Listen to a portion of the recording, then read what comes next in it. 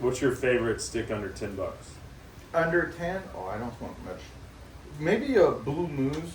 Some of these Blue Moose, they're really cheap for actually the quality of the cigar. I'm sure they're gonna get more expensive in the future because that's a new kind of like new brand that's hard to get popular. But like some of these Blue Moose, I can't remember the name though. They got.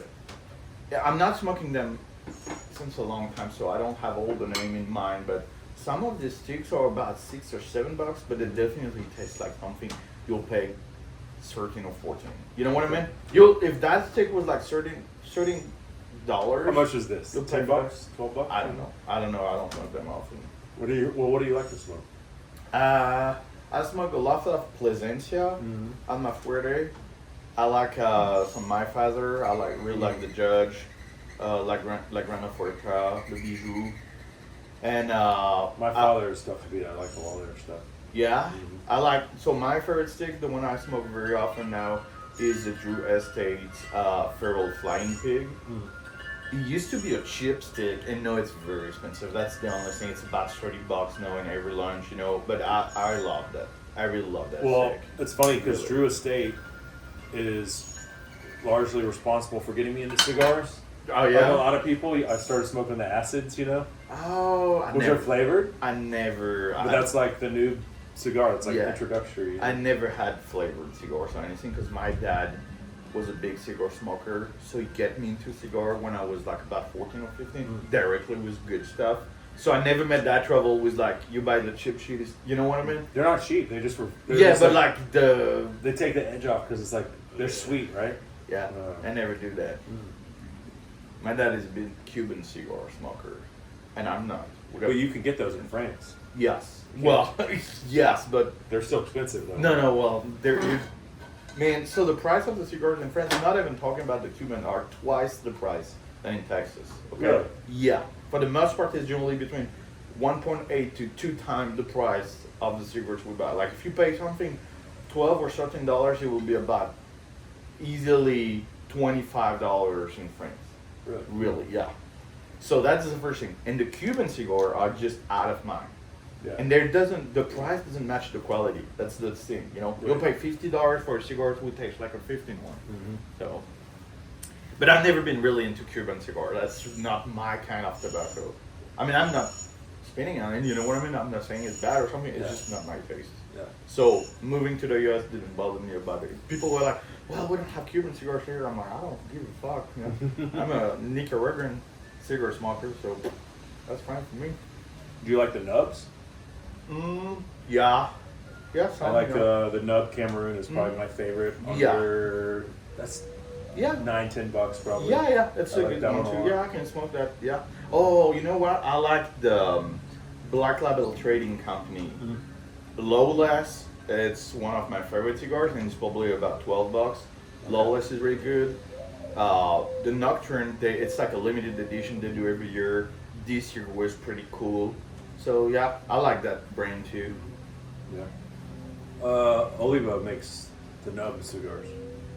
Yeah. Do you know, like I used to smoke the Millennial from every year, you know, was like their special series every year. And I remember, I think that was 2018 had one called the Toro Grande, maybe 2019, which was fucking awesome. Yeah. But every year it's a very good cigar.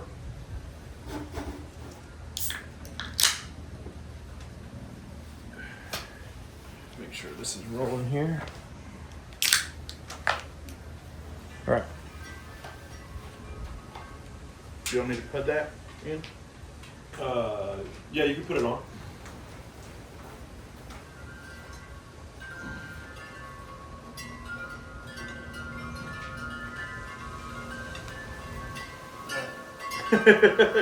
Would that be okay? I thought I could just take it off there, but it's not on. So. Yeah, no, it won't matter. Okay. I'll just turn my phone off so it will not interrupt anything.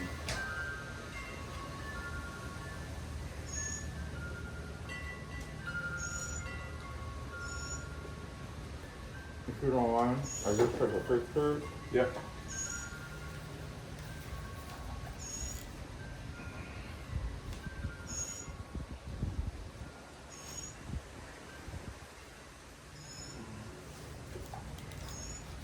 Oh yeah, maybe with the criminal.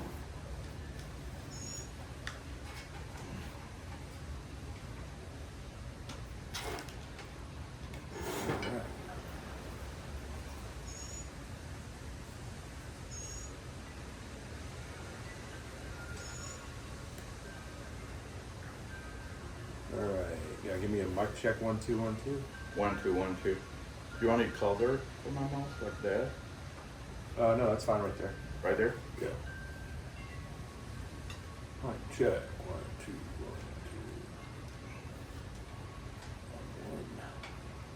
2. 1 1 1 1 1 1 1 1 1. All right.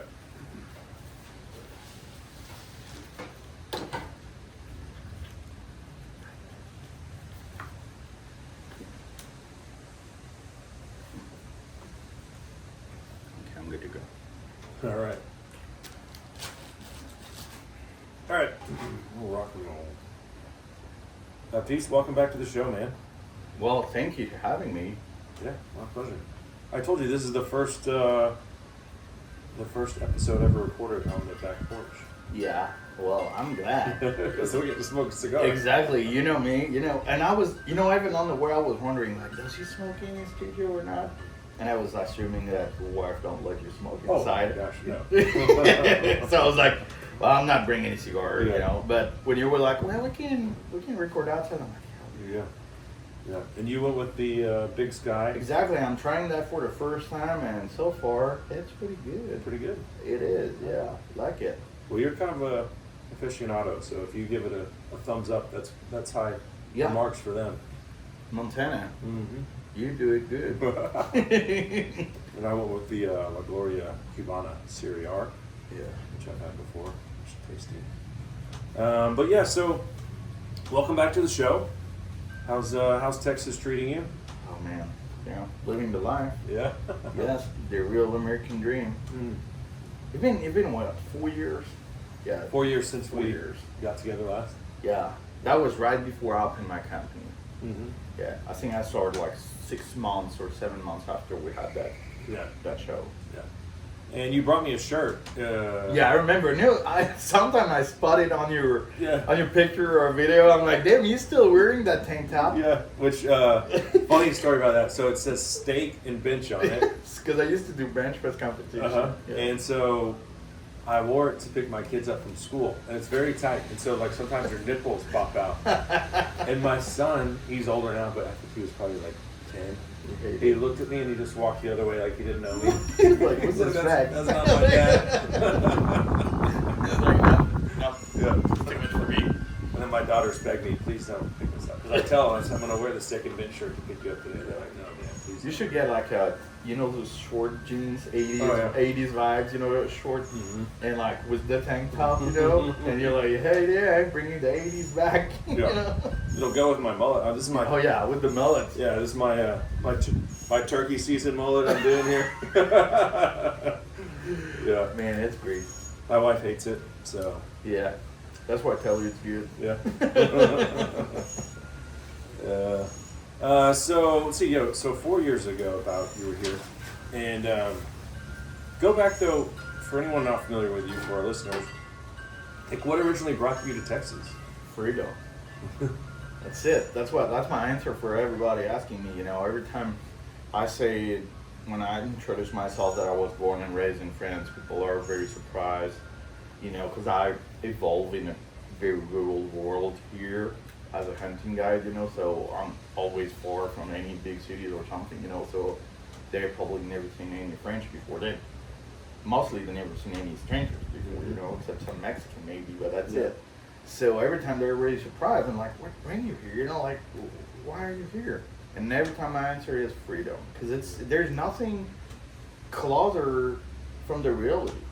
It's like I was living in France, and I came to Texas the first time just for a bench press competition because I used to be a pro bench presser, and that was just a travel, between every other travel. Like I was traveling everywhere in the world to compete. So I was expecting nothing from Texas. I didn't know nothing from Texas, about Texas. And Squares and steers. no way, Steers and yeah, wheels. you know, I was expecting maybe to see some cowboys, but The people that say that are just jealous. well, I didn't even have any prejudices or anything because I just didn't know no shit about Texas. Uh-huh. And I stayed here for 5 days. It was nothing. And in 5 days, I understood. I was like, I want to live here. That's where I belong. Yeah. And sure enough, 7 years later, you know, I moved to Texas to open my hunting trip company. During these 7 years, I was coming every year and having like a long stay. I had a pro sportsman visa, will allow me to be 6 months a year in Texas. So I was like, you know, preparing all my competition here. I was staying 2 months and 3 and 4, and and that's how I, you know, met people. That's how I met you, and that's how, you know, doing my web and what helped me later to build my business. Mm-hmm. Well, I mean, you know, we could communicate then, but your English is very good now. Thank you, I appreciate that. I'm working on it. Yeah. When I graduated from high school, I couldn't speak a word. Like I had, so it's in Did French. you take English? So it's Because I took French in like 2nd grade. Okay. And I don't know. How's your French now? I don't know. You want to compare? So it's mandatory in French. You have to take English. It's not like you can pick it. So I had English lesson, but the notation in France is not like here. It's not like A, B, C, D. It's on 20 points. You know, you got it not on 20 points. I had 3 on my graduation, on my exam. 3 on 20. That's how much English I had. The first time ever in 2017 I came to Texas, that was more like sign language for me. Yeah. And I never did any class since that, but I know I still do a lot of mistakes, like probably grammary and some pronunciation shit. But it become more like a, you know, a normal language for me. Yeah. Yeah. But I'm glad you noticed it. Yeah, it's very good. And when I'm making these marks over here, that's just every time you say a bad word, I have to go bleep it out for the radio. Oh, it is? Okay, I'll try to not. Oh, you can't let that? No. Not on the radio. Like on the podcast, nobody cares, right? Okay. But since the FCC takes issue if people are cussing on the radio. Yeah. Okay. Which radio is that? All over Texas. Yeah, you know, but what's the name of the radio? Well, there's about 20 stations. But, okay. So, Okay. But you're west of Weatherford. I'm trying to think of what our closest affiliate is out there. I'm not sure, But yeah, okay. I'll try to get a proper language. it's okay. You know what's the problem about it? Is The worst is ex-military people. Yeah. They cuss so much, Yeah. and I don't even bother. I just write it down, and then I go, you know, the whole show. It's like beep beep beep beep beep beep beep. Well, I curse a lot, but the problem is probably because I didn't learn English in school. You know, I learn English with the people I'm evolving with, and those people are like, you know, like hunting guide and fishermen and then rancher and stuff, and their English isn't proper. Yeah. And that's how I learn English. I learn English with them, you know. From a matter of fact, there were some expressions that I said for years without even knowing that was like a Texan thing. You know, like all this y'all and you know, like have a good one and all of that. For me, that was just normal English. I thought like in England they were saying that. I didn't know. You're a French redneck now. Yeah, I'm like the mix. I'm like the mix between that. And I was really very rural in France, like really born and raised in the countryside. But yeah, this English, I remember a friend of mine. We were living in a place that was years ago, and I was like, "Have a good one, man." And he's like, "Look at you speaking like a real Texan." And I was like, "What do you mean?" And he's like, "Well, have a good one, the man." And I was like, "Why?" Because for me, I thought that was just English, like English at school. Yeah. So, yeah. Well, my kids will address people as yes ma'am and yes sir. Of course, yeah. Yeah. They'll hear. That's what we speak here. Yeah. So what are you benching these days? I'm not benching anymore. No. I haven't been on a bench since 2020. Really? Yes. I stopped the competition, and as soon as I stopped the competition, I stopped doing bench press because I'm still working out, you know, to stay strong and in shape and everything, but I can't go on a bench because, like, you know, when you've been strong at that point, and I couldn't support watching me being that weak. Probably. A shell of yourself. Mm-hmm. Yeah. Yeah, and that's funny because that will still be a bar. Will be probably bigger than the biggest majority of people working out in the gym. Yeah. But for me, that would be like, yeah, that'll be hard. So I don't. I mean, I'm 44. I don't max out on bench press. Yeah, You know, you burn out anyway. my shoulder's a little compromised, but this guy, he came over to me last week. He was Yeah. like, hey, can you spot me? And I'm like, yeah, sure. So I go over there, and he's got, 315 on there. Yeah. And I was like, hey, how many are you gonna try to get? He's like, I think I can do 2, but I might need a little help on 3 or 4. And he ripped off 4, and I didn't help him. He's like, man, I still got it. I was like, all right, I'll do. I need to try. I'm in the middle of my workout, You I'm up. already tired. I'm like, all right, and I got 1. And Man.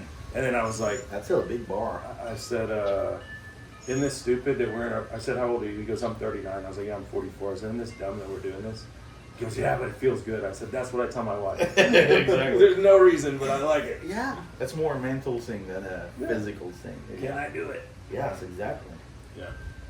And then I think you don't have kids, but I think it's good to show your kids that even as you're getting older, you're still. Absolutely.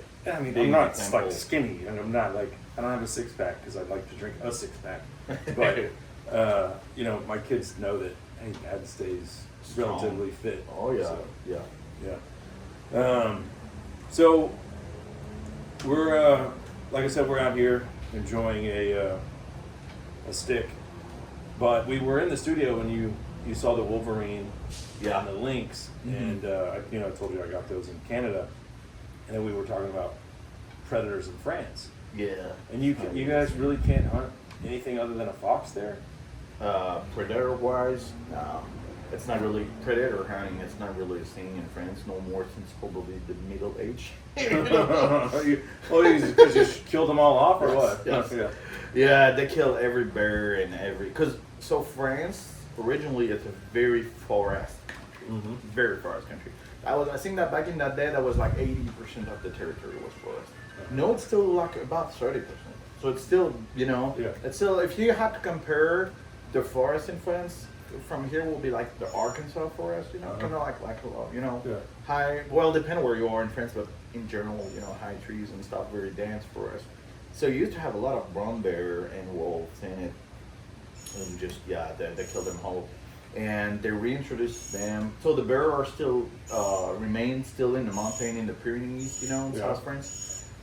Like the border with Spain, and the wolves they reintroduced them in the Alps, and it bring all the problem. You see, I use a proper word. Yeah. Bring all the problem that you can imagine, with reintroducing wolf, with a very restricted, hunting rules and everything. If a rancher sees a wolf killing his livestock, you can't shoot it. Exactly, and that happened a lot because those mountains are shepherds' mountain. There's a lot of shepherds out there, and where it's like goat and sheep and all of that, because for the cheese, those people are in the cheese industry. Yeah. So you need the milk, the goat, and the sheep and everything to do for the cheese industry. So it's something everybody knows that cheese industry is big in France. It's a big thing in France. So there's a lot of shepherd. That's the culture of this land.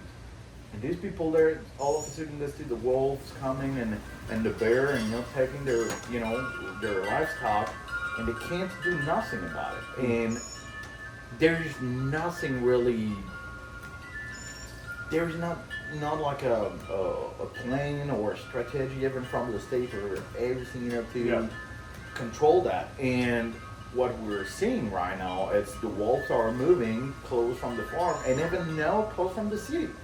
So they're moving closer to the city. Yes, they're moving closer because it's a hard. They lose their inherent fear of humans when nobody ever shoots at them. And it's a hard field to hunt even for them. It's not like it's not like they're living in a land where you see, wildlife everywhere. No, there's not that much deer. There's not that much, rabbits or anything. It's not like it's Montana or Wyoming or something. It's mountain country. Yeah. It's mountain country for sure. So How big is France, though? It's about the size of Texas. Okay. Yeah. But again, so yeah, for people to understand how France is, you got a lot of different biota in France, and you don't have to move that far to change completely, the environment. Yeah. Here, we're in Texas. Okay, let's say you're in West Texas, dry and all of the West Texas we know. You have to go pretty far before you change. They have to do a lot of miles before you change and start being like humid or something. In France, you do 200 miles and it's another world. Not the same wildlife, not the same vegetation, not the same field, everything. I grew up forest and swamp, northeast France, very, flat, swamp, extremely humid, big forest. You do 200 miles south and you're in the mountains, snow, high mountain and everything. It's totally different. You keep doing 200 miles south, and it's like The super Alps, dry right? beach, Okay. It look like the hill country. And that's how it is in France. So every region got a very different culture, different food, different. It's like state here, but it's just as the size of a region. Yeah.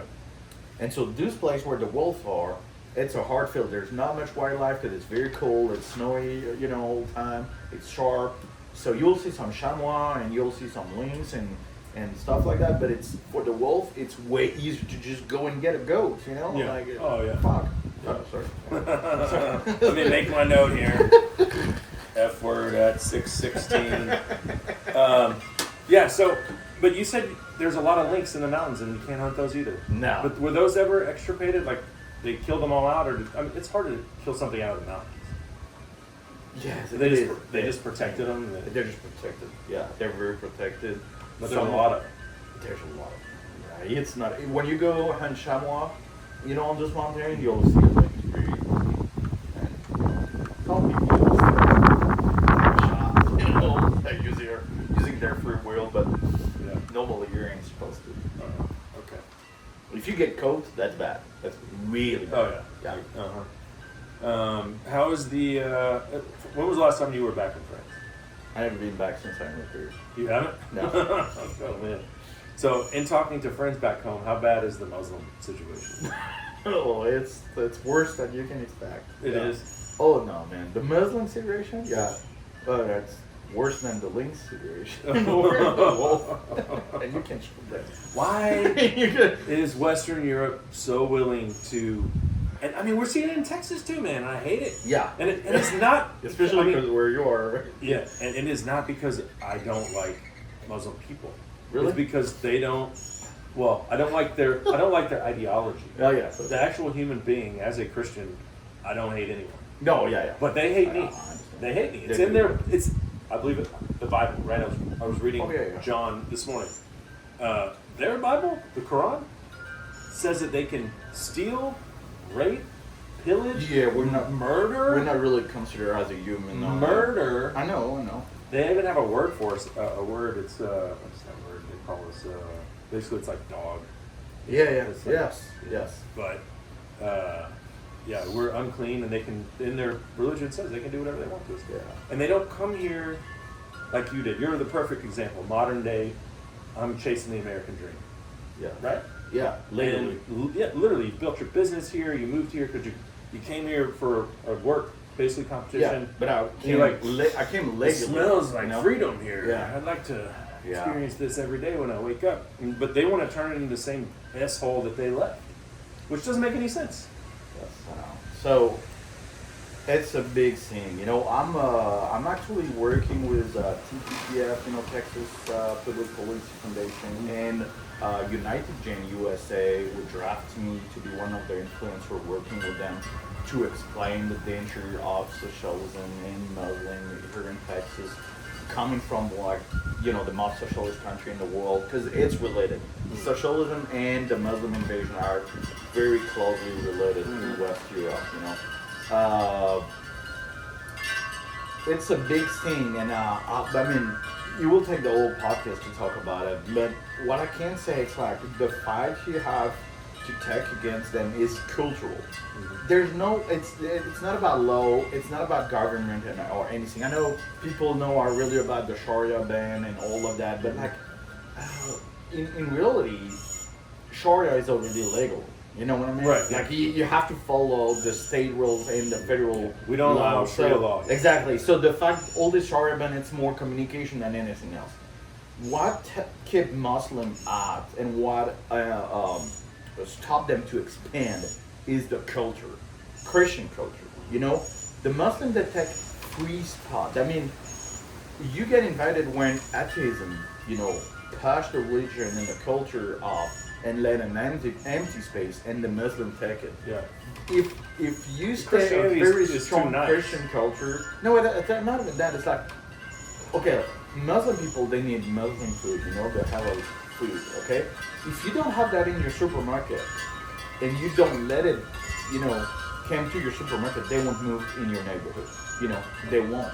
If in school, you know, like we just push these things to have the 10 Commandments in school, you know, at school, all that. If in school, in public school, or in majority of school, you got Christian values, you know, Christian, you read scripture or anything, they won't put their kids there, you know. So they will have their own school and everything. And that's what keeps them from expanding.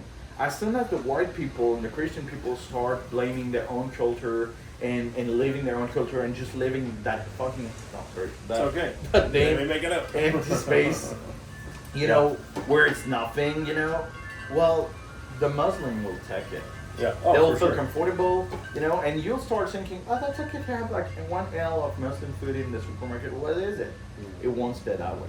They'll come, they will expand, and at one point you won't have nothing to say because they will outnumber you. That's what happened in France. For a lot of reasons, like I say, if we start talking about that, that will be the whole podcast, you know, but... Well, I take issue when I see these politicians like Ilhan Omar, who's from Somalia, who actually is getting investigated right now for marrying her brother to get to become a citizen here, and then she gets elected to Congress, and then has the audacity to say that white people are a threat to democracy. Hey, B word. White people made the greatest country in the world so that you could come and enjoy it. And we let you come here and then defraud taxpayers out of $30 million, look at your bank account, and then you bitch about white people? White people are the most accepting, I mean, American, like, it's a melting pot. And yes, slavery was terrible. No one is advocating for that. Like, our past is not a good one. But we were one of the first countries, no one ever wants to talk about this, one of the first countries to abolish slavery. People died fighting each other, gave their lives because they believed in that, and I believe in that. We're the most racist country in the world. Give me a break. So those people don't really believe that. I can guarantee you, we like more older Muslim. They're just using that tools that liberal white people gave them. Yeah. This fight is older than the U.S. It's older. It's a civilization fight. You know how many times in Europe we fought against the Muslim to stop them to invade West Europe and the Christian civilization? Yeah. It's been 1,000 years. Yeah. You know, like I know a lot about Crusaders and all of that. I know, you know, in 732 after Jesus Christ, not 1732, in 732, Yeah. Charles de Martel was a big French king, stopped the invasion of the Arabs world in France, you know, at Poitiers, was a city in France. That was in 732 that they all start trying to invade West Europe. Yeah. So this It's civilization this time, conflict yeah. is older than all of that. They're just using the modern tool, and that's the white liberal who gave them that. When they talk about slavery, the longest and biggest slavery in the world was made by the Muslim world. Right. So they don't, and there's a lot. You talk with soldiers. My best friend is in the commando. He's been deployed in Africa 3 times. He witnessed slavery within his own eyes, you know. And when, like me, you grew up with a bunch of African people and Muslim people, you know, they told you about their, you know, their home country where they had slaves and everything. So they don't give a, they don't care about that at all. You know what I mean? Yeah. But they're using these tools. The real problem in that when you say Ilhan Omar being elected and everything, that's not Muslim people. They're not enough to elect anybody. The problem is the dumb, special need white people, you know, who get them elected and who give them the tools, you know, blaming themselves to be a racist civilization and everything. Do you think Muslims care about racism? Like, have you ever been to a Muslim country? That's the most racist country you will ever see. And if you talk with real African people, I'm not talking about Afro-American people. I grew up with African people. You know, I've been to Africa. and I've been to Africa. So with African people, okay?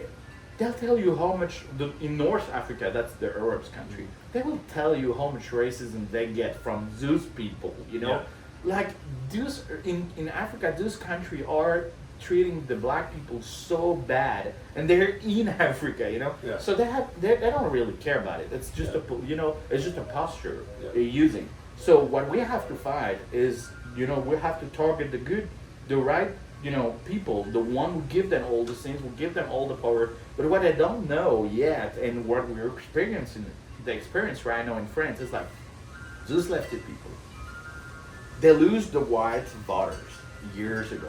Like the workers, like the working class and everything, the base of the normally communist, voters left the left, they leave and stop voting for them years ago. So they have to find a new voters.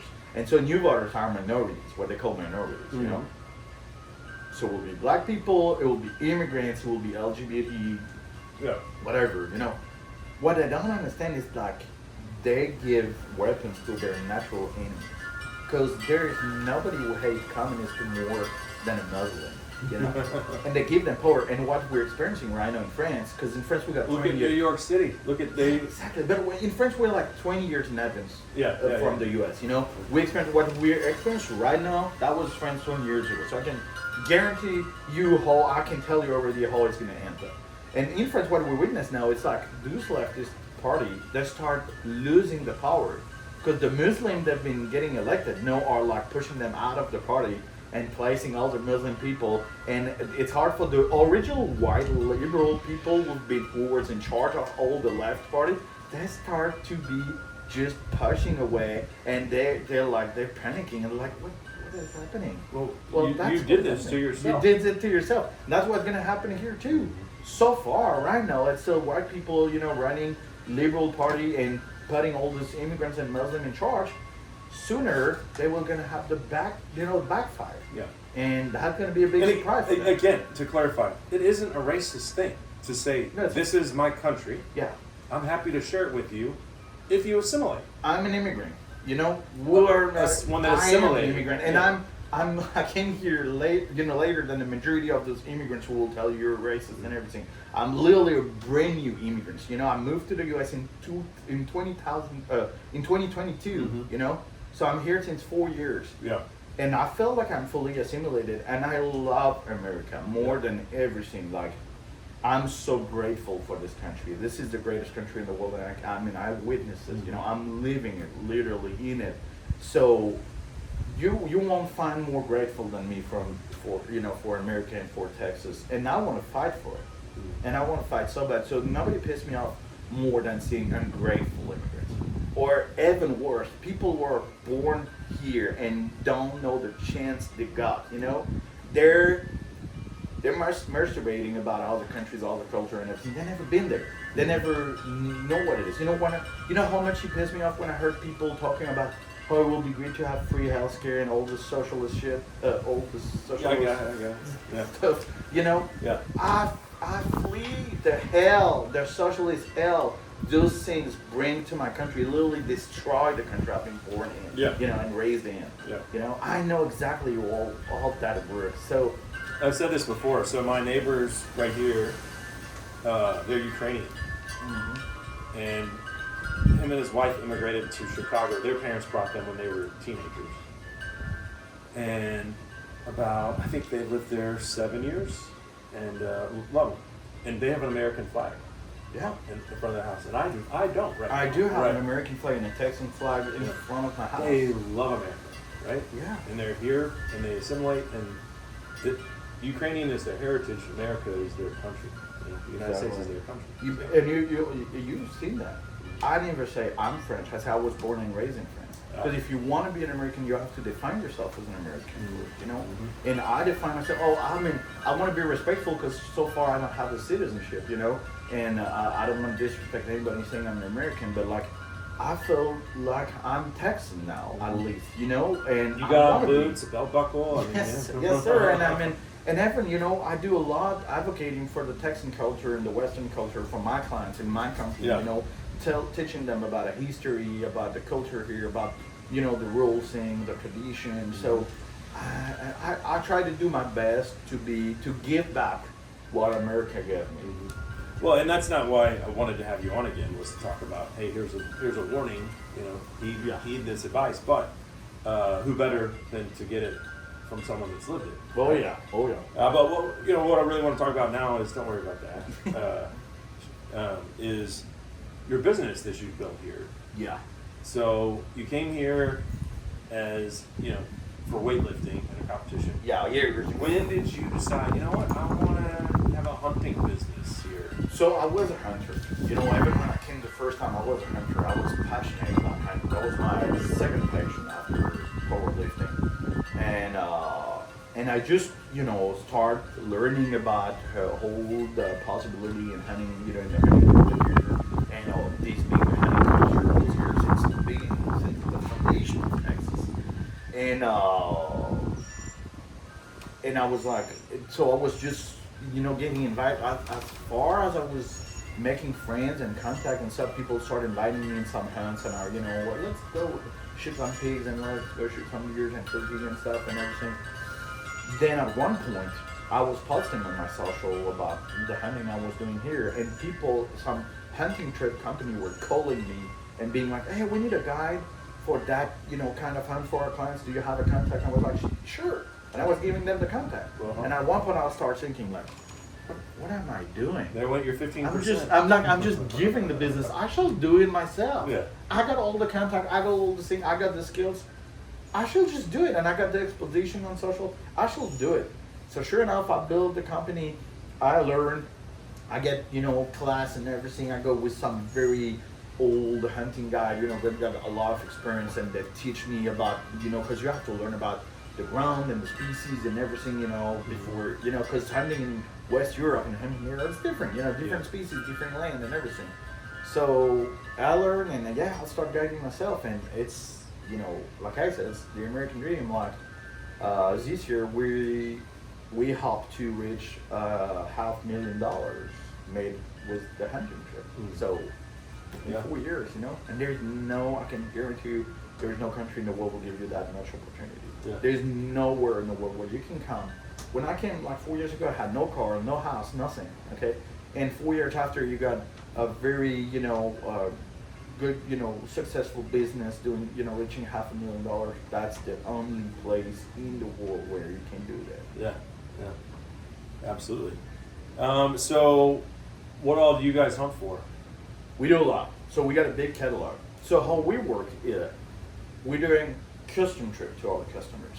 So they got the catalog, they got a lot of hunting activities, they got a lot of fishing activities, shooting activities, and they will pick what they want. We will, talk with them and being like, okay, we'll consult them about what you want to do, the season and everything, and made a program, and we'll have some tourism on it. That's the big thing about my company. It's like all include trip with the flight, the lodging, and everything.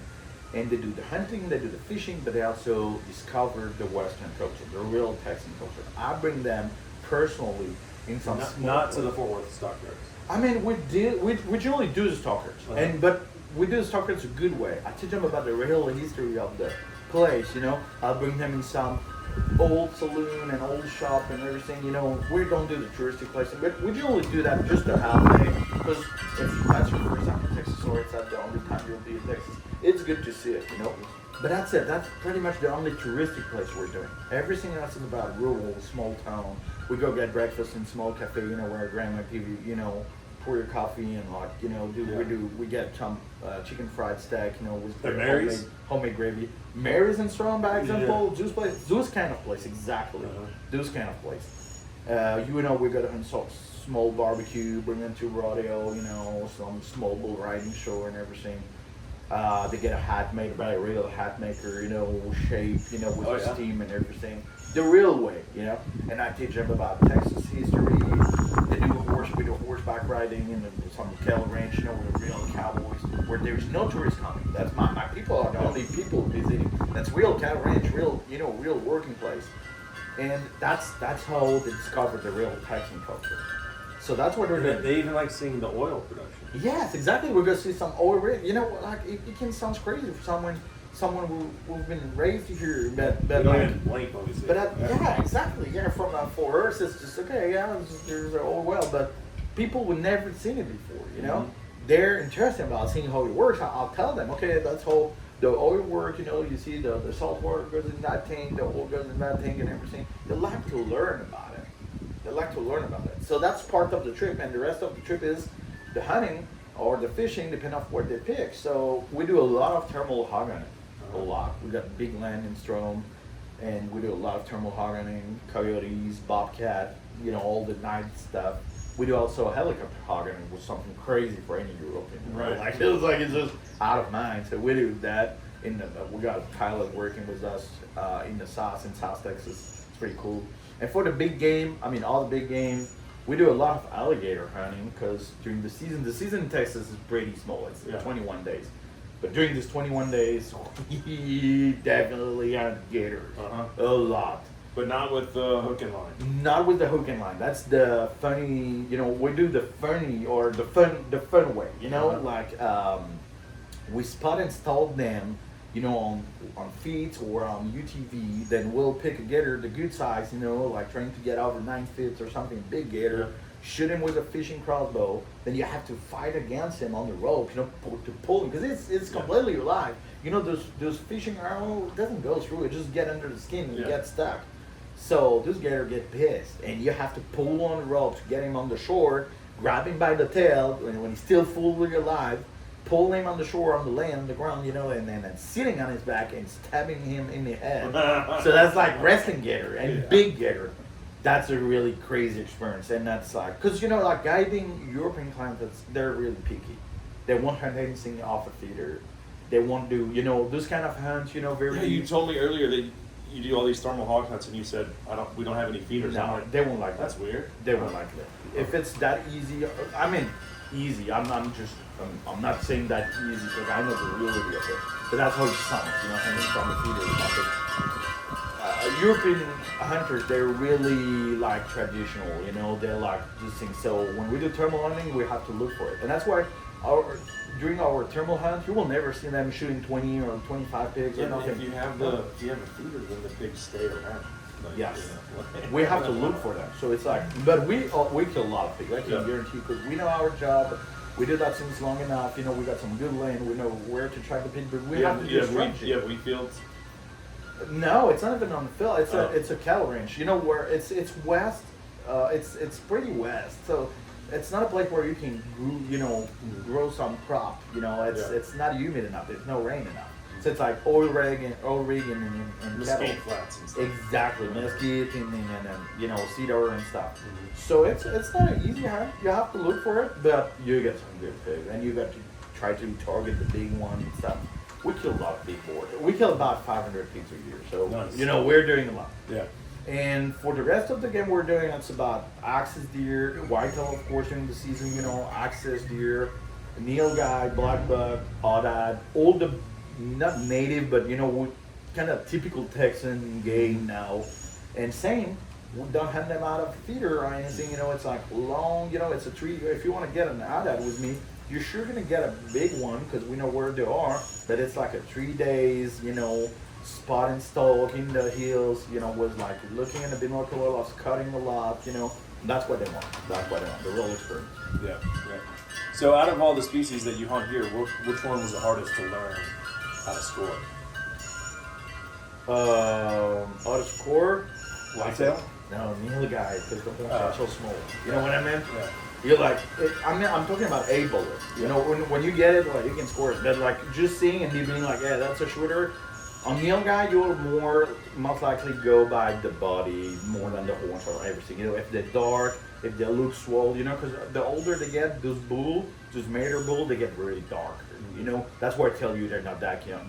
Then you have to see some to see that. Oh, okay, this one is bigger than the other one. Yeah. But I can't tell you the score because it's just It's, on the guy, it's hard, Yeah. For the rest of it, I'll say that all that you have to see them facing, from the back or from the side. It could be harder, but as soon as you see them facing, you see the screw. You'll see how much. I can tell you in a blink what is over 30 inches. If it's one. Same for the axis.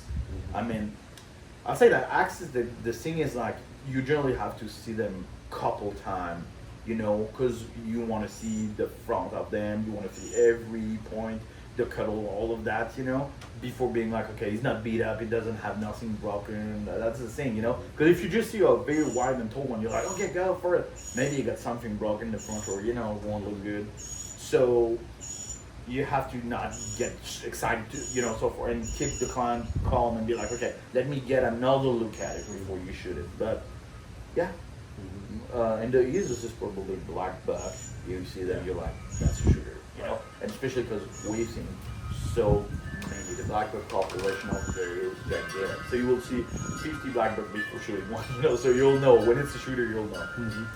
Yeah, I was just in Argentina recently, and we think we have good black buck hunting here. Oh my gosh, dude. Yeah, it's crazy. All free range, working cattle ranches, and I'm talking about herds in the 500s. Yeah.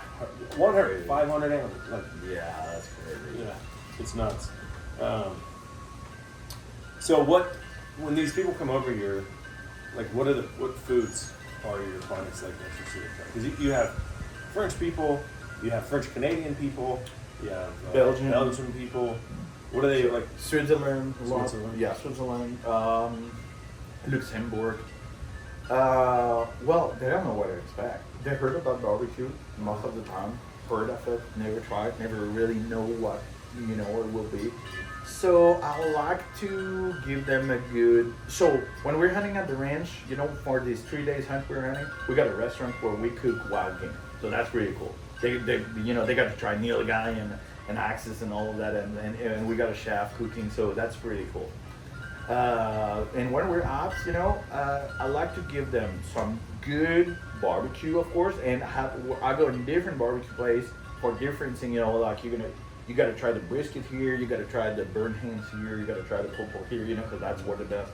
So I give them a good shot on everything, and I want them to try the southern comfort food too, like just when I go southwest Texas, I generally make a step in Bradley. And we go into that small restaurant that the old Marines is owning, it's very old, a hole in the wall, and they get just fried catfish and, like fried okra and stuff. But, that's the real deal. Yeah. For in a way, that's also something you have to experience. Do you really know Texas if you never try, some chicken fried steak or the sauce, chicken fried steak and fried okra, Yeah. It can sound simple and just average for people living here, but like, you want a real culture. Think about yourself. If you go to France, if you go to Italy, you don't want to eat what we serve like fancy food for tourists. You want to eat the real deal. You want to try what does people in the country eat. So that's where I bring them, I try to give them a good sample of everything. So I really pick my place of traditional homemade, from scratch food. Do you take them for Tex-Mex? Yeah, I mean, in a way, yeah. I think all depends also if they eat spicy or not. Depending on the taste, I have to, pick and where we are too, because we're traveling a lot for this thing. All of these activities I've been talking about, they're at different places around Texas. So, you do with what you got there. I'm like, I know my place, Yeah. I'm in Victoria, Texas for like alligator gar fishing. I know, I know there's a home barbecue place, family owned, we can go, it works like that. But get them some chili sometime, or We did bow fishing, and we ended up in Victoria, and that's where I guide for alligator gar fishing. On the Trinity? On the Guadalupe. Oh, Guadalupe, okay. I thought we were on the Trinity. I thought it was Victoria. Is the Trinity's nowhere around there? Not that far, yeah. There's the Colorado River too, a little bit north. Oh no, we did alligator gar fishing, and then we went to Port O'Connor and did red fishing. On the bay. Yeah, but so where we shot these gar, we took them. I think it was the Guadalupe. Yeah, probably. We took them to this restaurant, and they would cook your catch for Yeah, you. yeah. And dude, That's so cool. these were like 6.5 footers. They were not good. They were, They were not good to Okay. eat. They were so tough. I mean, we tried. I mean, you have to use 10 snips to get the back straps out of them. Okay. And I figured like if you had a smaller one, it might be good. But That was alligator gar? yeah, and we had They're not the best. The restaurant fried them, you know. Mhm. Yeah, they're not the best. What was You, like you better want some long nose, you know, small gar, that, you know, like about 2 or 3 feet. Yes, You know, good. that's good, yeah. What food that you used to eat all the time in France do you miss the most? Cheese. Cheese? Cheese and bread. Yeah.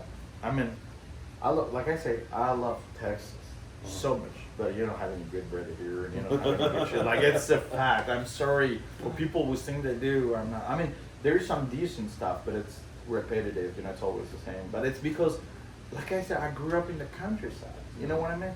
And cheese is big stuff. It's regional. You got cheese, different cheese for every region, and it's like, there's so much different cheese. It's more than 300 different cheese in France, and they all taste really different because the cheese is a real culture, like wine or whiskey or stuff. I mean that you made the cheese, you make it age, so they kind of wear it the age, but they depend on the livestock the milk comes from, and everything will have different taste. It's an old work. There's some cheese there's like 4 or 5 years of working on one cheese. It's not an industrial thing. You know what I mean? Yeah. It's a very artisanal, traditional thing. That's what I miss the most. But like, man, there's so many Argentinians living here. I don't care. And when my parents come to visit me, they sure bring some cheese, and that's it. Yeah, that's my cheese for the year. Awesome. My wife likes to make sourdough sometimes, which is always really good. Yes. Yeah, some homemade one. Yeah. Yeah. But yeah, generally speaking, a French baguette. Ain't really a French baguette in Texas. No, and I think it's because it's also a culture. So in France, the bread is sell out of a boulangerie, was like a special store who only do bread, and it's like you come every morning. Bread, like like a baguette, it's good for a half day. That's it. I mean, you buy it in the morning, it's good till dinner, and that's it. Like next day, if you haven't eaten it, it go to the chickens or something. It's not good. It's good only when it's fresh for some hours. Yeah. People don't understand that here. So when you go there and you try a bread fresh out of the boulangerie, you get it because you're like, okay, it's really different, and it's not to sound snooty or fancy or anything like that. It's nothing fancy about a baguette. It's 80 cents in France. The life cost in France is crazy expensive. So the baguette to be 80 cents, that's probably the cheapest food you can get for everywhere. It's literally because it used to be 80 cents when I was living there. It's probably 90 or $1 now, but it's something cheap. Generally, homeless people get it. When they're hungry, they will just get a $1 baguette and eat it from the street. So it's nothing fancy or snooty Do about French people like bourbon? We don't have so much choice on bourbon in France, so they like to try a lot because they're a lot about good alcohol and everything. So a lot of my clients, they're generally big cigar smokers. We're getting a lot of cigar lounge. They generally want to try good bourbon and stuff. So yeah, France is more about cognac, Armagnac, some whiskey, generally Scotch whiskey. I'm a big pitted whiskey drinker, but they like to try bourbon for sure. Yeah. Mm-hmm. Well, yeah. When we go to Africa, I have to tell them. I said, all right, the Texans would like bourbon. Yeah. That does not mean Jack Daniels. Yes, exactly. We want it needs to say Kentucky on it. Yes. And yes. We're just generally happy if we get like Maker's Mark. Yeah, I don't know if we're gonna slum that hard, but yeah. That's like what you can get generally over there. But you're in Africa. When you're in Africa, you can't be picky about anything. Right. You know what I mean? That's Africa. Well, we eat like kings. I mean, we have a professional chef and everything. You got but chance. You got way more chance to get a good bourbon in France than in Africa. Yeah. I have to say that. Right. So, what is your favorite thing to guide here? I'll say Axis and all that, but they're hard. They're wild, and you have to look for them for real. Especially the big old Audad. It's a lot of this ship, mufflin or no, not mufflin. But a lot of this shit, you know, like the Texas doll, what they call Texas doll, Or Black Hawaiian. the Black Hawaiian, they're just shit, you know, they're mean wide at all. I mean, I'm sorry for the people in them, but like, I've never shot one. man, I've never shot one. You see that? And I've had the opportunity Yeah. a bunch of times. Oh, yeah. And it's like, if they're not really afraid of me, Yeah, I'm not really that issue. Pull the Exactly. trigger. The And I'm not old- knocking anyone that does, because, I mean, one of my buddies shot a beautiful mouflon, a little more wary than Yes. a Texas doll or something. And Yeah. another one shot a Texas doll on our Argentina trip. Mufflin can be one. Depend on the environment. Depend where you hand them. Mufflin can be one. But all that, especially the old one, you know.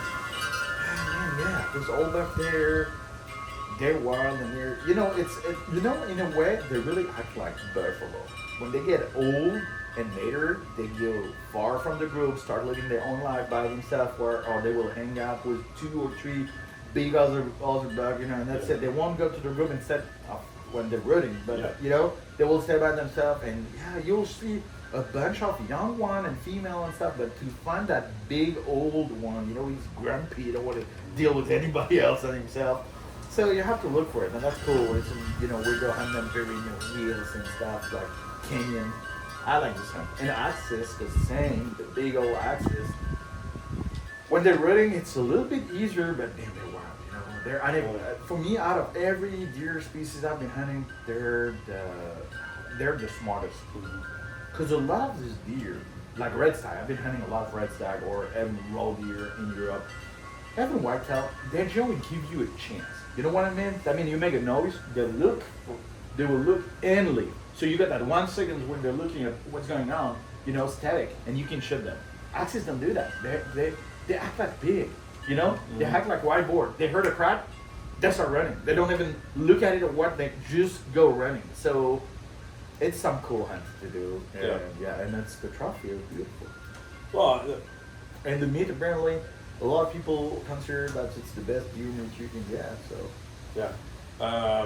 I don't disagree. As far as exotics, I think I like moose and elk better, but axis is in my top 5 for sure. Yeah. Well, we don't hunt elk in Texas, right. So out of what I'm hunting here in Texas, axis, that's my thing. Yeah. The thing about axis though, so I've shot stuff in high fences, and I'm not saying I would never do it again. I've killed probably 4 or 5 axis deer in high fences.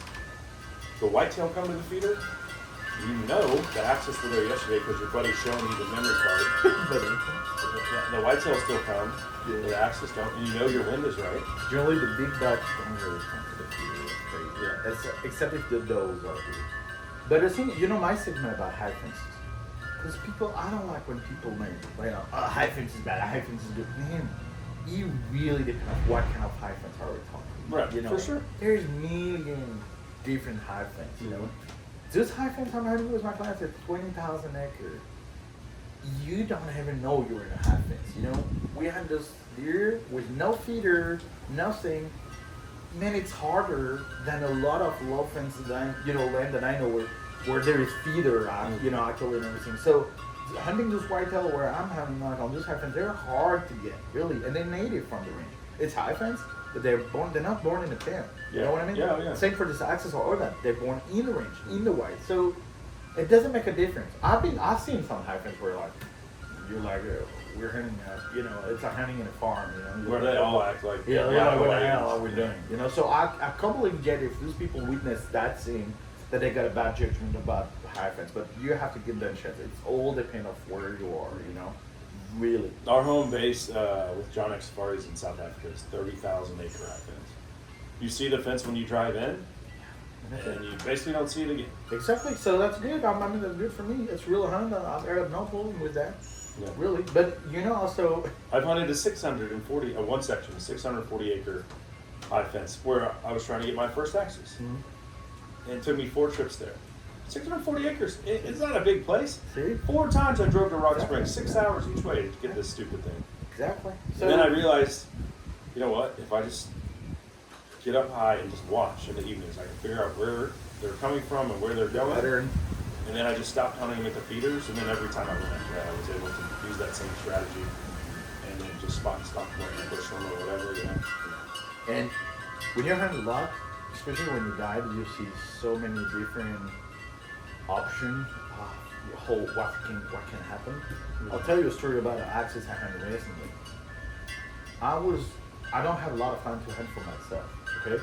I wanted to shot a big axis, you know? I wanted something that you see the trophy, you're like, yes, you know? Over 31, over 32, you know, something. I've seen some of this back when I was hunting for clients, but every time that was for myself, nothing. I had 12 days, separate on 3 days, you know, 4 times 3 days. Every time looking and spotting and spending time, I was seeing some backs but not what I wanted, you know. Or when I've seen what I wanted, never had an opportunity on it. The last trip I goes, I'm with my friend and we're like, okay, what strategy are we doing? You know, where are we going and everything. And I'm like, okay, what's the backup plan? You know, what are we shooting if we don't have an axis? Because like I'm used to just fail on it, but it's for me. And he's like, no, let's not take a backup plan. I'm like, okay, whatever. And 20 minutes after we start hunting, this big duck was right there. He was not even on the spot we wanted to go. He was on the way of the spot we wanted to go. He was right there. He was you know, looking for that hot doe. He was not even running away, you know, just walking away because he was really focusing on that hot doe. And we're like, we seen that back, was like, damn, that's a shooter. And I get an opportunity on it maybe like 20 minutes after, so it's like a 45-minute hunting. And I get the biggest axis I ever shot after 12 days. But the thing is, that said, I was with the client and that was his first day hunting axis. He will never deliver so hard to him. Yeah. He'll be like, well, we shot the first buck with him, you know? Mm-hmm. How do you explain that? And if it really shoot it. Because then you will be like, no, I want to see more back. And you will be like, no, man, you have to shoot that one. I can guarantee you, will you convince him to shoot the first buck you've seen after 20 minutes? Probably not. Even if you guarantee him, you never see it. You're not going to see a buck better than that after. But it's hard. I've hunted with guides all over the world. And generally speaking, if they tell you to shoot it, but you don't. But you have to, if you pass, here's the way I'll put it. If you pass and they told you to shoot it, you go on a guided hunt, and it might be a 3-day hunt, it might be a week. I'm going on a mountain goat hunt in September, and it's going to be like 12 days. If he puts me on an animal and tells me to shoot it, and I say, no, I don't want to, I'm not ready, you know, then he did his job. Yeah. I expect one shot opportunity. Yeah. And there's times when you don't even get that, you know, weather or whatever else. Exactly. Things happen that are out of our control. Or you missed it. Yeah. Oh yeah. If you missed, then the guy did his job. But for one of these clients, like trust the process clients, you know, where because you've been hunting enough everywhere that you know what a good guy is and what about, you know, so you recognize the knowledge of the people. I get a guy that doesn't being a guy myself. Of course, when the guy tell me, oh, you need to shoot that one, I don't even think twice. Okay, let's go, you know. But a lot of the time they're not like that, you know. So and you have a conversation before you go out. And you're like, okay, have you ever hunted the species before? No. If the answer is yes, and he might say, okay, what did you get? And then you probably pull out your phone and be like, this is what, you know, this is the biggest one I've got. Yeah. And you can say, I want to get something bigger. Or as good or bigger. And then everyone's on the same page. Yes, exactly. Oh, no, absolutely. Yeah. But if you fit on the standard we defined before, and he's like, I won't take the shot, you're like, because I want to see more, and you know he ain't going to see, or the chance to him to see better than that or have a better shooting opportunity is very, very low. It's extremely frustrating. And an old hunter told me recently, he's like, don't pass on the opportunity the first day that you will love to have the last day. That's words to live by. And maybe it means you're hunting him sooner than you wanted, but what's the difference? I will add coming home empty-handed. Yes, I will add something. It's like the first opportunity. It's almost all of the time the best opportunity. And when I said that, I don't mean shooting the first animal you see. I mean the first time you see what you were looking for. You need to shoot it. And it also works for the shoot. Like, you know, he give you a side and you're like, well, I will wait till he give me a better side. He ain't gonna do that. You're gonna run away and you're gonna have a weird butt shot, you know, or something like that. If he give you a placement was good enough, take it. Take it. We're so conditioned. We are so conditioned in Texas with primarily whitetail.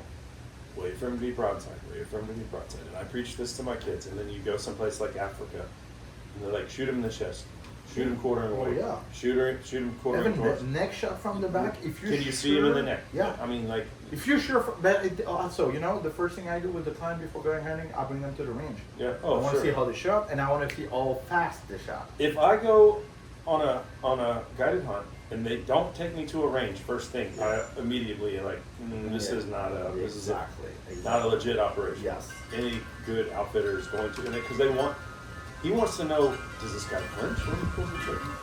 Does this guy know what he's doing with his rifle? Because if he doesn't, okay, now I know where I might have like a proficient hunter shoot at 350 yards. I got to get this guy in place. Yeah. You know? Yes, that's the first thing. Also, exactly. I couldn't agree more. And also, I want to see how fast he shot when I tell him to shot. Let me know. He is ready. I'm like, you're ready? Okay, let's go. And if you take 5 to 10 seconds before shooting, that tells you a lot too. Because this animal, you don't know how, you know. Yeah. So that tell me how fast he can take a shot when he's on stress or something. Because just neck shot, by example, I won't let a client that I'm not sure was taking it. Because there's a massive chance you will just want the animal, and we'll bring the dog, and we'll try to find him, but it's not 100%, you know, and he will be disappointed because he'll have to pay for a trophy fee for something that he don't have, you know. So sometimes I just rather tell him, no, don't take that shot. Yes. Because I know about it. You know what? Something was a hard thing to tell the client. Sometimes it's like when they're in a bad physical condition, and you see like a very cool ADAT, but you know that to go get him after you shot him, that's like a hard climbing, and you know he doesn't. He can't do that. Yeah. It's a hard situation to be, because you will be like, I should shoot him. How do you think, man? You're too fat. We'll never go there. You know what I mean? Yeah. We'll never get there. You got trouble getting in the gym. You know. Yeah. I won't carry this ADAT by myself that whole way because you can't do it, or you'll broke your ankles or something on the rock. That is one of the hardest situations to be with the client. You know. Yeah. When you have to find a place where you know you can get this animal after you go pick this animal. So when I was there's no good way to tell them. When I was in Newfoundland, the Newfies would kill me. Newfoundland is how they want you to say it. In October on a moose hunt, and as my buddy Jason and I were getting there, there was a guy in camp that was leaving. The only guy, they have camps all over this region. In their guiding territory, and he didn't get a moose. He's the only one. I was like, how did he not get a moose? And then they were telling me this when we were driving up there, and then I saw the guy, and I was like, he barely walked. Like, of course, unless it just walked out in front of him at 100 yards, then he's not going to get one. Yeah. And and he was cool with it. He knew, like he didn't have unrealistic. That's the good. Yeah. If they knew, self-awareness was. Sometimes old guy, they've been hunting their whole life. They know they're not, good. So I'm like, that's okay. We can probably take a good shot from the Jeep, or or we'll find a place where we can go with the Jeep to harvest it. I mean, that's all right. I'm not mad at it. If the guy know. The hard thing is when he's not conscious of what he's able to or not, And you have to tell him. I don't want to be the guy who won't tell him. I was on an elk hunt in New Mexico with an older guy, and he had a different mindset. Okay. And they kept sticking him on a water hole. Well, he was like 70 and was not in good shape. And my buddy and I are just traipsing around through the mountains with our bows, and this dude's rifle hunting, and they're putting him on a water hole. He was livid to the point where he just, in the middle of the night, just like got up and he just left. Drove all the way back to Alabama. It was like, he felt insulted. And I'm like, well, dude, you can't hack it walking around. Like, I don't know what you expected. So, Yeah. Self-awareness and expectations, it's like, I hope I'm still doing it when I'm 75 and they just put me in a tree and be like, all right, well, hope one shows up. I'm solid 70 years old guy, I got a very good friend. It's kind of like my Texan dad. It's called Brian Dobson. A lot of people wouldn't know his name because he's very big in the bodybuilding industry. He used to be the coach of Ronnie Coleman. He's owning the Metroflex gym in Arlington. This guy is an awesome hunter. He is 70. Man, Of course, if you listen to him, he'll complain about how how he is now because he used to be super strong and super big, and no, he's just strong and big, but he don't realize that. Yeah. He's still climbing, tree ladder, ladder and stuff. Like last time he tell you some crazy shit. He's like, oh, I have to try twice to drop, to throw that. I'm sorry. It's okay. He will tell you some crazy stuff like I have to try twice to throw that buck in the bed of my truck. Uh-huh. You're like, Brian, how many guys, when you go to church on Sunday, look at the older 70 years old guy. How many of them can throw a white-tailed buck on the bed of their truck? Right. Like, you have to be realistic, but and this guy, man, he can hunt. He's been hunting everywhere, and he's an awesome hunter. And he's the guy who gave me my first rifle to hunt here. Really? Yeah. He would bring me my first, find me my first leads, and deer leads and stuff, and they start to teach me about the whitetail because that's something we don't have in Europe, and some species from here. They're the first really knowledgeable hunter that I met, and really start to teach me these things from who are specific from Texas. Yeah. So yeah. So what is your favorite thing to hunt back home? Oh, wait, home is here, but where you're from? Where I grew up, exactly. Where I grew up, well, hog is cool. You got some good hogging friends. Uh-huh. The problem is there's a lot of driving, and I don't like driving. But it's like the biggest thing. But instead of that, I'll say maybe a red stag or mufflin is cool. I'm not really about chamois, because they're. The hardest is to find them, but after that, they're not very wild. Chamois are not like a very afraid species. And then for me, and I'm sorry for the chamois hunter, it doesn't look really cool, that's not my thing. But you can get some very big hawk out there, for sure. Okay. Yeah, you can get some very like big boar. It's a European boar, so it's not the same breed that we got here in Texas and in the South. It's a West European boar.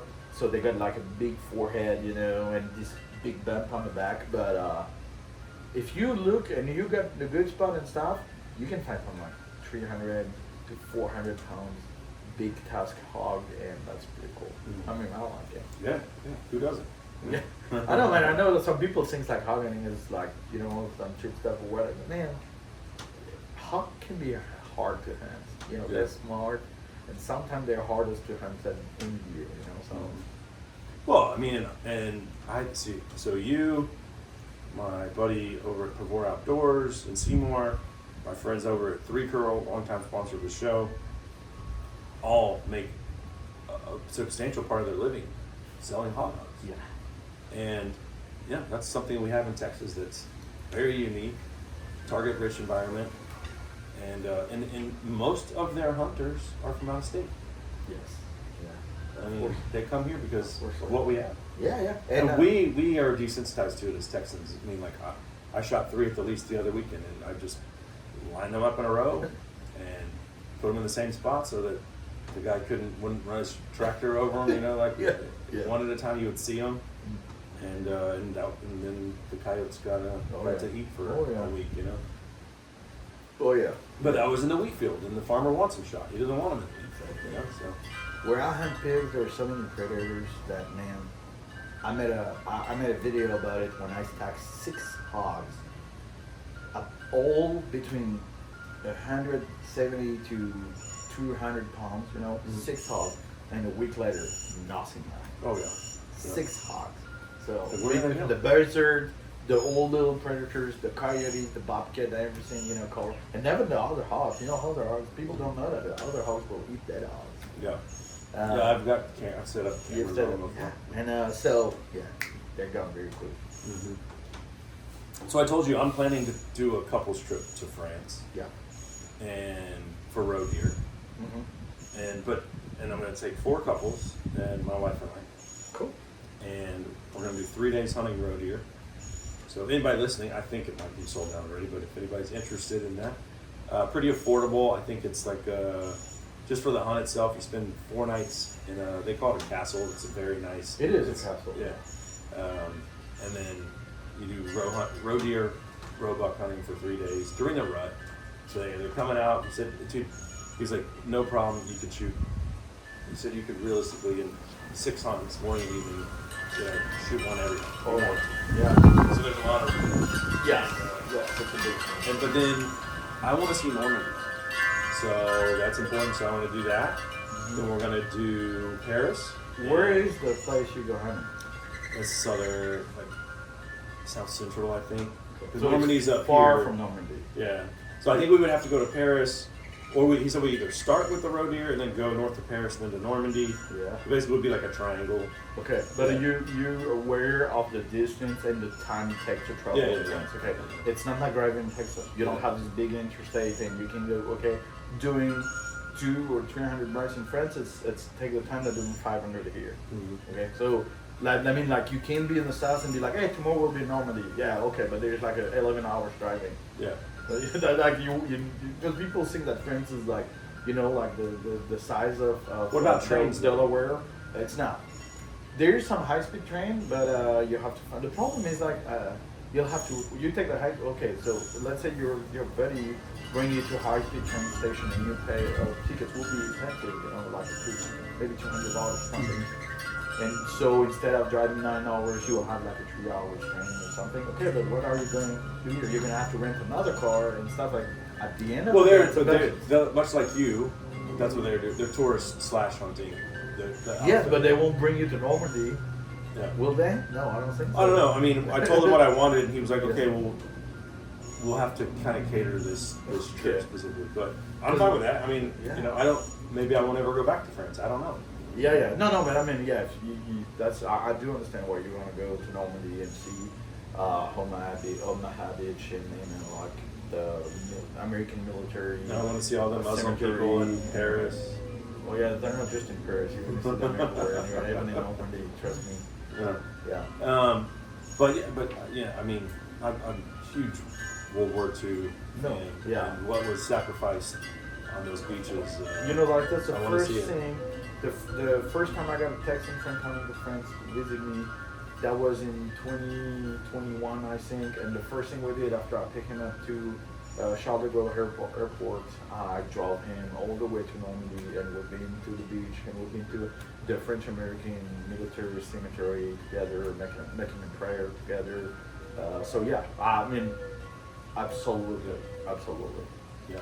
And then do like, I think it would be like 2 days in the wine country or something. So all in, it's like 12 or 13 day trip. You need to, be sure that you have someone local knowledgeable about the culture, so you will try the real food, the real deal. The cheese. Yeah, but man, most of these restaurants are just tourist traps. Yeah. And that broke my heart. I used to work in Paris for 8 years as a bouncer, and I've seen so many tourists being like, well, okay, we try French food. It's not that, but I'm like, man, you need to try it really. Yeah. You're just in some touristy place where it's like, they open a box and put it on the pen and tell you it's homemade. It's not, Yeah. So it's the food is absolutely good, and the food culture is crazy in France. If you know where to find it, if you don't, that's outrage. So you have to have someone, and not a city guy, like a country guy, who knows his shit, and he will bring you the real place. Yeah. Very important. All right. Well, so that I was looking at that, and I was looking at Spain for ibex. Yeah. But Catalina, Ibex, yeah, Evan Mufflin. And there's 4 you can do: the Ronda, Grados, Vicente, and I'm drawing a blank on the other one. But Yeah. basically, it would have been 2 ibex per hunter. But it's not a very. He told me it's not a very wife-friendly deal because you're going to be hunting hard in the mountains for 4 days. And there's nothing to do around. And I was like, okay, well, that sounds like a really good way to spend all this money for my wife to resent me because she never has been on an international hunting trip with me. Okay. And so if I take her to something like that, where she's not really a part of the deal, or she's like, you just brought me to Spain so I could walk around the mountains for 4 days with you, this is not what I. Yeah. This isn't so, and it was twice as expensive. So I was like, you know what? The French deal is way more wide friendly. Yeah. She will love it, Yeah. I'm sure. Yeah. Spain is I mean, I like Spain. I like the hunting in Spain. That's cool, but it's the hunting area around that. It's it's rough. Yeah. Yeah. Well, and that's fun. I like that kind Oh of yeah, thing. yeah. No, for And- us, it's yeah. really cool. Yeah. You go in a little small cafe, you know, get a drink and smoke a cigar on the terrace, and that's pretty much what you're gonna do all day. And the rest of the day, and you know, when you're not hunting, that's Yeah. fine for you, and that's fine for me. You know, Yeah. you'll drink some absinthe and stuff. Yeah, okay. But yeah, your wife, no. And it's 110 degrees outside. Yeah, Yeah. she won't like that. No. So we're gonna try to work that out for France. So yeah, shoot me an email if you're interested, and even if you don't want to. I think we're gonna go 2027. But I did all the legwork at SCI, so I think I have a rep. And it's always great when you meet an outfitter that someone that you know is hunting with. And the guy that I met was not hunting with him in France. He met Felipe in Africa. freaking Cameroon on a bongo hunt, and Felipe was with other clients there, not even guiding my guy, but I think they ended up traveling together, playing, trained, whatever, for a couple days. And yeah, he was like, we should go talk to this guy. He's like, I didn't go to France, but like I know he's legit because Yeah. he's taking people to the Congo, you know, so. Yeah. Anyway, So those French outfitters, they don't have any French clients. You have to know that. yeah. That French people can't afford it. What sounds cheap for you, it's extremely expensive for French people. So the French people are broke. You'll see the cost of the living there, it's crazy expensive, but people don't have any money. So those people I've been talking with a lot of French outfitters like that. American clients is like 90% of the clients. The 10% is like Canadian or Aussie or European, but they don't have any French clients, sometimes zero. Yeah, it's sad. Yeah. So when you grew up there, where you hunted boar, did you have a place where you could go hunt roebuck? Yes, it's the same place. Okay. It's public land. There's only, I mean, it's not public land. It's like private land, but it's public. It's managed, public management. So that's how it works in France. That's crazy. Like you don't have any right on your own property. So Really? yeah, no, the government decides if you can hunt it or not, and like it's absolutely crazy. Hmm. Like let's say you're a farmer and you got a cornfield and you see some hogs running in it, you can't shoot them. You can't. No. You have to be the hunting season with a hunting license during the hunting day defined by government and everything. Could you imagine if Texas Parks and Wildlife tried to tell people what they could or couldn't do on their own property as far as hogs? It ain't go? gonna work here. Can guarantee you. Yeah. So what is the name of your business? ChasseauTexas.com. Women like huntingtexas.com. But you have to spell it because like no Texan's gonna know what you're Yeah, saying. they can follow me on Instagram. That's the biggest thing if they want to see what we're doing. Yeah. They can follow me on Instagram. So my personal Instagram is Baptiste Marchais. It's like Baptiste, like the Baptist church, Yeah. but with the E at the end. Mhm. And the underscore and Marchais is Marchais Mm. 4. And they'll find me, and on my personal page they will see the link for my business page and everything. Yeah. How do you think Mbappe and the boys are going to do in the World Cup? Care. You don't care? No. Oh man. I So love there's soccer. two kind of people in France Uh-huh. for sport. There's soccer people, who's mostly immigrants, and there's rugby people. You know, like if you grew up in the country, you're a rugby guy. You don't care about soccer. This is exactly like my South African buddies. They do not care about soccer. Nah. South Africa made the World It's Cup. really They're like- considering like a pussy they're like, sport yeah. for a rugby guy. So I can tell you, the French rugby team is really good. Oh, Very yeah. good. It's one of the best in the world. Actually, they're the best in the world so far. And Well, South Africa is the reigning World Cup champion, as my buddies would tell you. Well, we won the World Cup, we won the World Cup last time, and we just won the Six Nation, tournament, so. You are not the reigning World Cup champions. France is. I mean, South Africa is. We won the World Cup right before. The one before. Yes, and then we won the Six Nation tournament, was like the biggest rugby Yeah, that's a big one. tournament. I think we were in South Africa when that happened last time. Yeah. Yeah. So that's one of the, and then I know one because of they're the like, player- hey guys, we know you're here for this big hunt, but today only Yes. hunting ends at 4 o'clock, and we're all going to the pub to watch rugby. And we loved it, dude. It was like eating it up. It was great. Yeah. But yeah, one of the player of the French team have been elected best player in the world recently too. So it's really good team. I mean, South Africa. I don't care. You know, I'm not saying that's the best or anything. You know, just because I was born in France, but that's a very good team because it's culturally a big sport in the countryside in France. So all those are all rural farm boys that are playing rugby. Yes, yes, Good old exactly. boys. Oh yeah, exactly. Yeah, you don't have no city guy. They got Joan got very southern sick accent because there's like accent region got accent. No, they haven't got like a very northern accent or a very southern sick accent. Just player you can tell they're from the city. Yeah, no for sure. Soccer player, you know, most likely immigrant family from the city. Yeah. Well, right on, man. Well, I appreciate you making the trip. Man, I appreciate your invitation. Like Yeah. that was really cool. Enjoyed it. Yeah. Enjoyed it. Well, we'll catch up. I'm sure somewhere on down the road. Oh yeah, sure. All right, buddy. 100%. Awesome.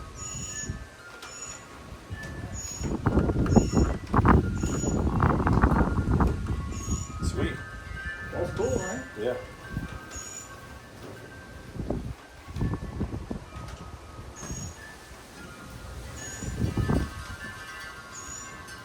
Do you think the radio won't be bothered by No. any of that during the whole thing? No. Okay. No, I mean I record at these conventions, Oh yeah. Okay. and it's bad. This won't be. Cool. Yeah, that was a good one, right? And I can maybe even capture that noise Maybe they profile can edit and it, yeah. get it out of there. I'll try, but I don't think it's gonna matter.